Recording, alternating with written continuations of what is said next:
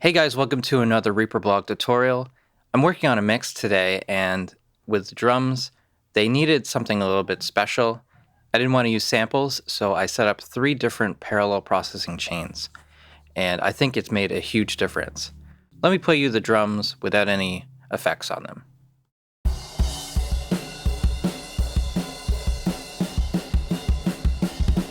They're okay, a little dark. Let's switch on the effects for the individual drum mics.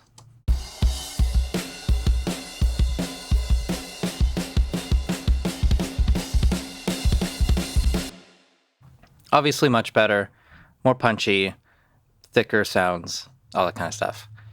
The first parallel processing chain that I set up was for all the bright elements, so the overheads and the hi-hats. So that's this track here. And from these tracks, I've sent into this new track called Bright. I've got just the default settings for sends, -6, post fader. So if I solo just this track, here's how it sounds.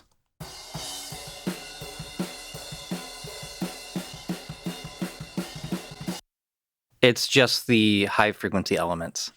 On this track, I'm using Re-EQ and also Re-Comp.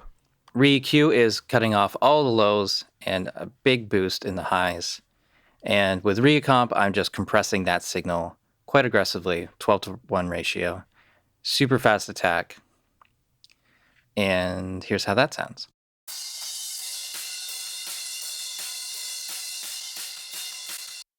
So just this really bright, compressed sound that blends in with the overheads. So solo those tracks along with the bright track, and here's how it sounds.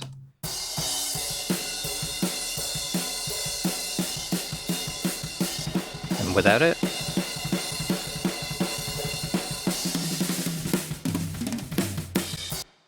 and obviously that adds a ton of brightness without going in and EQing each individual drum mic. Having this on its own track also allows me to adjust the brightness for different sections of the song to create contrast. I love being able to adjust the mix for the drums easily on a couple of different faders and make each section of the song unique. The next one I think is really cool. I called it Trash, and what this is doing is mimicking a really cheap mic on the drum kit. What's going into this is the kick and the snare, and there's a lot of different engineers that will record drums and they'll put up crappy little telephone mic or something between the kick and the snare, and it's just really nasty, and they run it through distortion and compression and all that kind of stuff. So that's basically what I'm doing using sends. I'm going pre-effects on this. So the send is going into this trash track. Is not being processed by the direct drum mic tracks. So we're going into that and getting a little less kick, just slightly less kick than snare on this track. For the processing, I'm using Gain Reduction from Joey Sturgistones. I have the lo-fi switch enabled. That already brings in a really harsh, narrow frequency range. Then using Re-EQ, I'm notching out some of the kick tone and adding a lot more high-end from 3K. So I'll solo this track and you can hear what's going into it.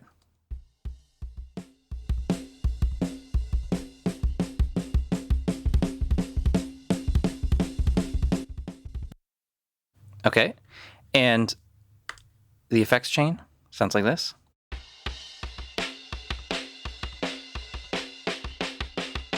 Without EQ.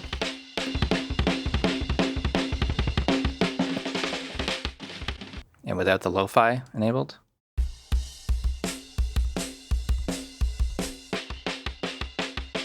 And to me, that sounds a lot like those copper phone microphones that are often used for distorted sounds. I think this is pretty effective for a lo-fi drum kit mic. Let's hear that in and out of the mix.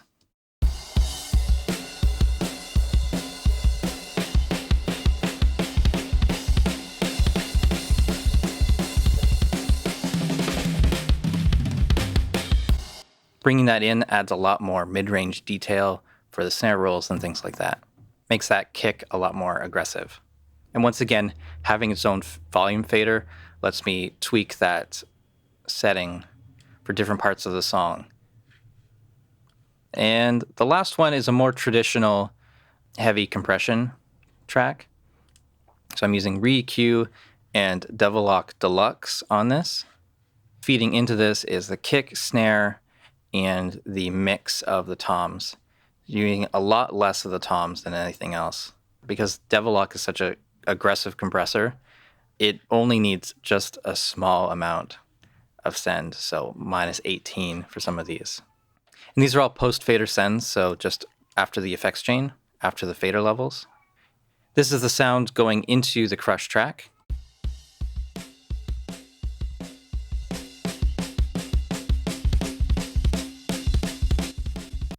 Okay, and this is with the EQ and DevilLok Deluxe.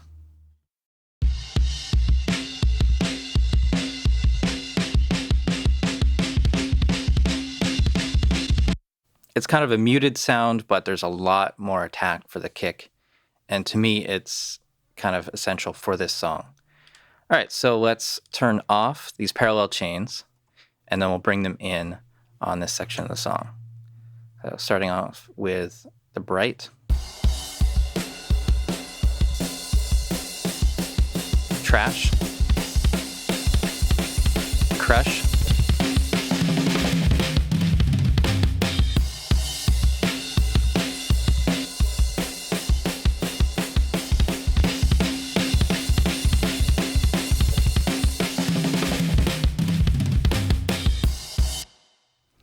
so there you go, guys. 3 different parallel processing chains that you can use to add brightness, aggressiveness, punch, all that kind of stuff, and it makes your drums sound huge. Hope you've enjoyed this tutorial. Thanks a lot for watching. Please subscribe to the channel if you haven't already, and visit reaperblog.net for a lot more tutorials.